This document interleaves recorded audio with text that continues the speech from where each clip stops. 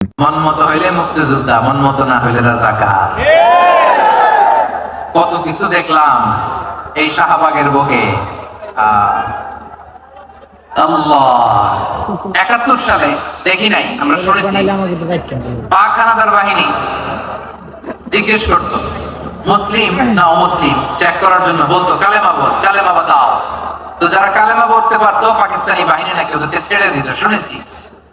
তো একজনকে, এক বাঙালিরে পেয়ে তার মাথার মধ্যে বন্দুকের নল ধরে বলতেছে কালেমা বল সালে, কালেমা বাতা, কালেমা বল। তো ভয়ের চড়ে এই দোয়া পড়া শুরু করছে।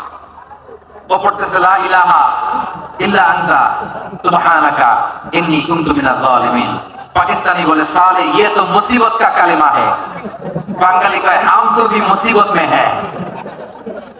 পাকিস্তানি বলে বেটা কোন দোয়া বললি, এটা তো মুসিবতের কালেমা। কয় আমিও তো মুসিবতে আছি, আমার মাথার মধ্যে বন্দুক ধরে তুমি আমার কালেমা জিজ্ঞেস করো, এখন কোনটা কালিমা আর কোনটা কি দোয়া, আমার হুঁশ আছে নাকি? প্রিয় ভাইরা, আসলে এটা দুআউল মুসিবা, বিপদে পড়লে এই দোয়া পড়তে হয়। লা ইলাহা ইল্লা আনতা সুবহানাকা ইন্নী কুনতু মিনাজ জালিমিন। এটা পড়বেন আপনারা এই দোয়া পড়ে।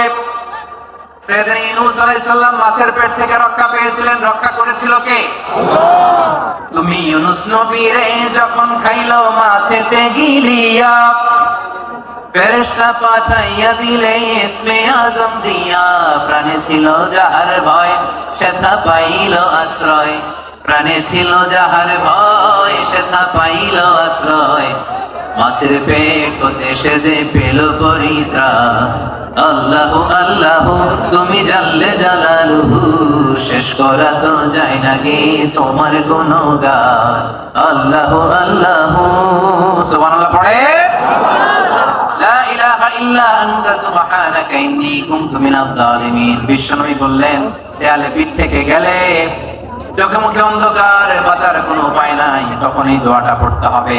এই দোয়া পড়ে আল্লাহর কাছে ফরিয়াদ করলে বিপদ মুক্ত করবেন কে?